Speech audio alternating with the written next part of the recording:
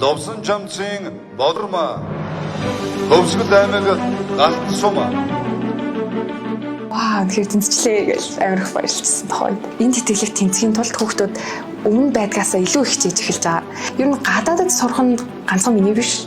Манай гэр бүлийн баг бүгднгийнх нь мөрөөдөл гэж хэлж болно. Сайн байцгаана уу? Та бүхэнд энэ өдөр мэндийг хүргэе. Би Хүсгэл аймгийн Галт суманд төрж өсөөд 10 жилээ бас тэндээ төгсөөд тэгээ одоогоор ерөнхийлөгч хичээлгээл 2001 хөтөлбөрт тэнцээд Монгол Улсын их сургуульд бэлтгэл хөтөлбөртөө явж байгаа сурагч байна. Энэ нийлхээлт нь болохоор одоо ийшийнхээ оноогоор тухайн одоо бүс нутаг аймаг хороондоо тэргүүлж чадсан сурагчид олгогддог тийм одоо тэтгэлэг байгаа. Тэгээд энэ нь болохоор 3 дахь жилдээ зохион байгуулагдаж байгаа. Тэгээд яг өмнөний жилүүдэд тэнцсэн гэгчнэрийгээ хараад за угаасаа би л энэ нийлхээлтэд тэнцэх юм байна гэж бодоод ийштэй бүр айгүй их бэлдээд ер нь шаргуу ер нь нэлийн хичээсэн. Тэгээд эцэст нь тэнцэж чадсан. Тэгээд одоо бэлтгэл хөтөлбөртөө явж байгаа. Яг өнөөдөр батламж захиагаа аваад, захиа даалгавраа аваад ерөнхийлөгчөөсөө гардаж авсан.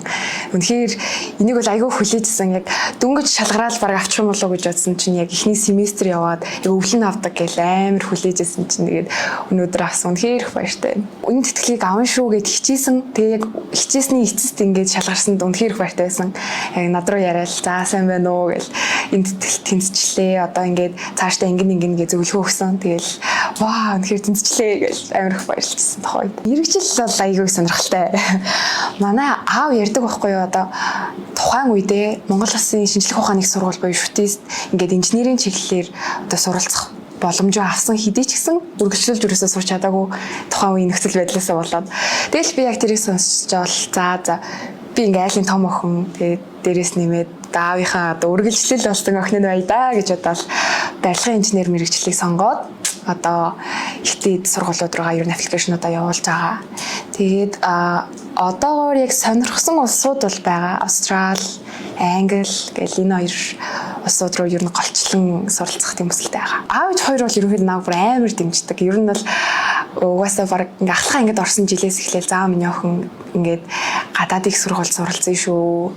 Өндөр боловсрол эзэмсэн шүү. Одоо аав нь ингээд чадаагүйч болохоор ингээд охиноо илүү их ингээд өөрөөсөө илүү их сурмаар байна гэд айгүй зөндөө олон зүйлийг захидаг байсан. Тэгээ миний охин ингэж хийгээрээ гэл айгүй их урам зориг өгнө.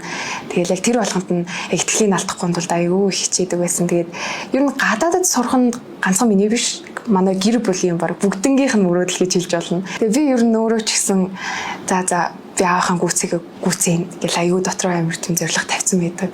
Тэгээл яг мэргэжлийг сонгоход бас аав маань бас нэлийн төлөөсөн. Тэгээд аавтайгаа юу ярилцсан. Тэгээд өнөхөр болно гэж бодоод тэгэл одоо хөсөл ирмэлзэл дүүрэн бэлтгэл хөтөлбөртөө явж байна да. Бусдаас яаж арай нэг шат дээгүүр явах вэ гэхээр мэдээж өөрөөсөө суралцах, онлайнаар суралцах, сургалтанд суух, өөр ер нь яавал сурах боломж байна гэдэг бүх талаас нь ер нь айгүйх харж хичээж тэгээд тэр болгонд бас ингээд ер нь сурах хэрмэлзэл дүүрэн л байсан. Тэгэл ер нь бол боломжтой л гэж бодож байгаа. Ер нь бол хүүхдээ өөрөө хичээх хэрэгтэй л гэж бодож байна. 12 жилээ бол суманд төгсөөд одоо ер нь их сургуульд ингээд хамрагдаад явж байхад надад хамгийн том анзаарэгдсэн зүйл нь юу вэ гэхлээр ингээд орчин тойрны хүрээлэл маань байсан.